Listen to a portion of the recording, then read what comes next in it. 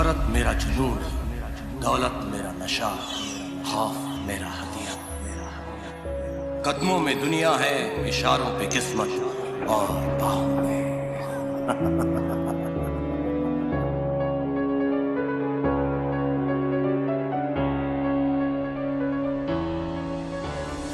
इसको तो धंधा बोलता है ना। मस्तान पिता के साथ बैठा देखता रहता जिंदगी के दो ध्रुव।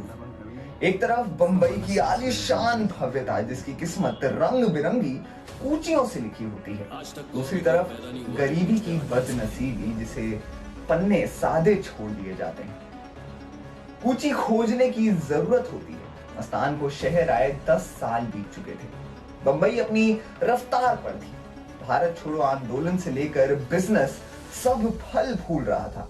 यहाँ पर देश बदल रहा था। अच्छे दिन आ रहे थे, पर सबके नहीं।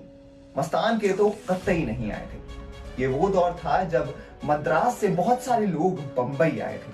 मद्रास, बंबई और कलकत्ता ही तो थे अंग्रेजों के शहर, जहाँ व्यापार होता था, जहाँ लोगों को भविष्य दिखता था।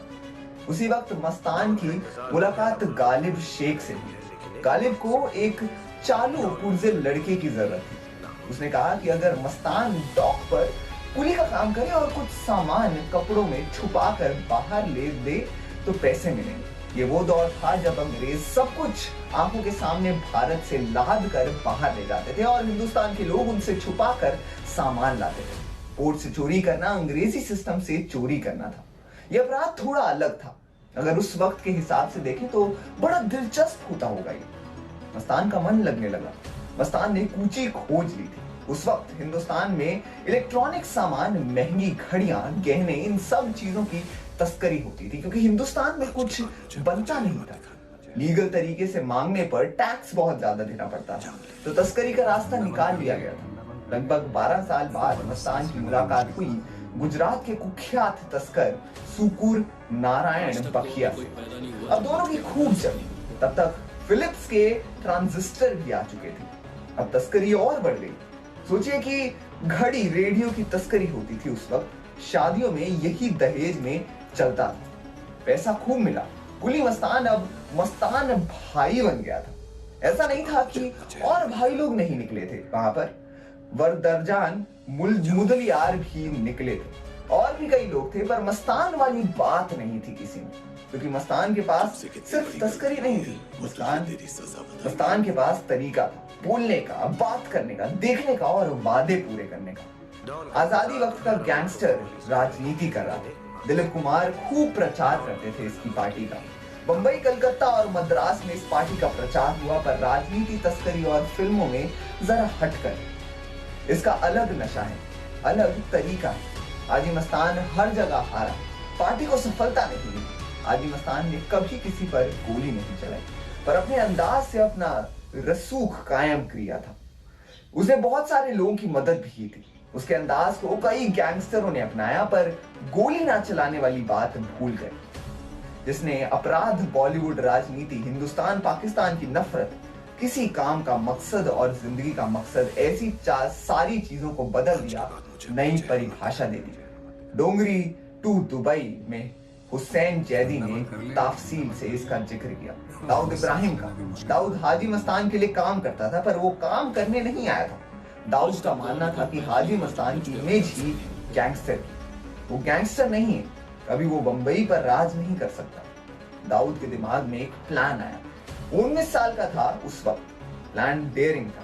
हाजी मस्तान की एक अटैची मरीन लाइन से होकर मालाबार हिल्स तक जानी थी। इसमें 5 लाख। उस वक्त ये बहुत ही ज्यादा बड़ी रकम थी। दाऊद ने इसे लूटने का प्लान बनाया। इसमें उसके साथ आए 2 लड़के जिनके हाजी मस्तान ने पिटवाया था। इस प्लान में मिस्टर बंबई थे। हैंडसम नौजवान था जिसकी खूबसूरती के चर्चे थे, पर किसी को कोई आइडिया नहीं था। सारा ज्ञान फिल्मों से आया। जब गाड़ियों को फॉलो करने का काम शुरू हुआ तो नेटवर्क टूट गया। सारे लड़के इधर उधर हो गए।